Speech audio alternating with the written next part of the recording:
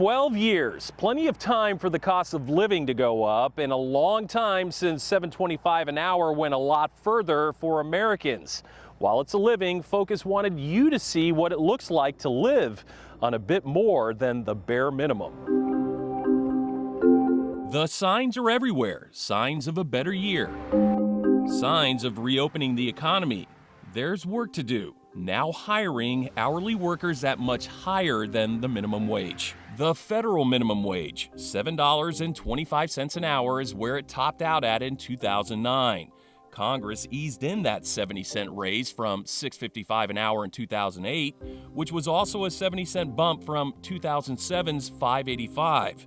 Prior to that, 10 years had passed without an increase. Fast forward to 2021, and Americans are going on 12 years, still waiting for a better bare minimum. Can you imagine making minimum wage?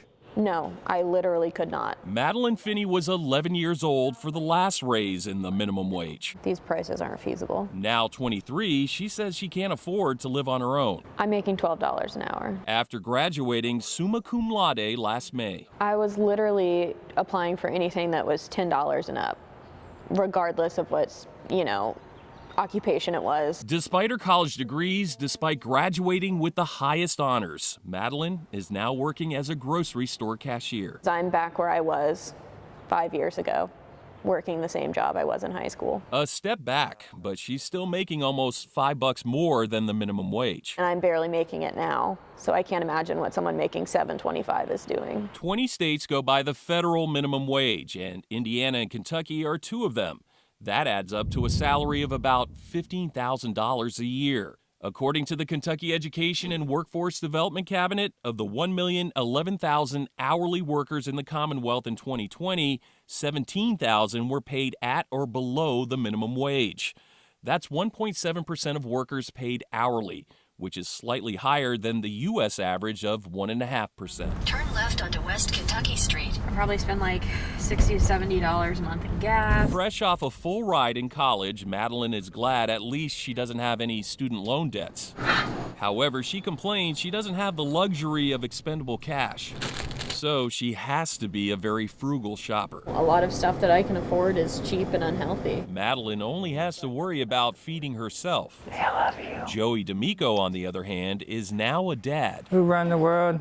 Kitties run the world. With 3.5-month-old Adrian. So working for $15 an hour at Amazon wasn't really prime. From the day that we found out we were having a baby, I said, I'm gonna do better. I have to do better. You have tape? Joey is now a 27-year-old electrician's apprentice with Swift DBM.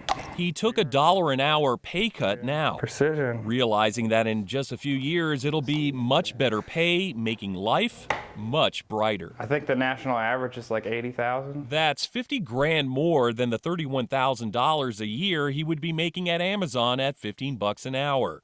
And $15 is what many in Congress want a new minimum wage to be. I definitely think it's a good start, but it still doesn't feel like enough. Now with a baby, Joey says, that's his second job. It would be nice if you could work a 40-hour week and make a 60-hour paycheck. His working wife provides a second income. However, Nikki Wright my phone bill is a single mom with a single income. At one point, I was working 2 jobs and trying to juggle being a single mom. The 30-year-old is a server at Outback with an hourly rate below minimum wage. I do get $2.13 an hour. But with tips, in a pandemic, she figures she brings home between $400 to $600 per week. I'm lucky if I save $200 a month. Even at the top end, Nikki falls just below $15 an hour. I've not bought anything for myself in a long time. Meanwhile, Madeline Finney is still young. I started at $7.25 there. But she feels wise enough to know that the bare minimum needs a hefty raise, and she challenges anyone who thinks different. If they really think it's doable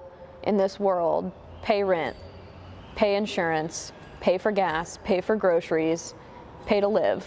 Try it on $7.25 if you think you can. I would love to see it. Although there was a push in Congress to be included in the second pandemic relief package, raising the minimum wage to $15 an hour didn't make the cut. So it's still up in the air. 12 years and counting since the last raise in the minimum wage. For Focus, I'm John Charlton.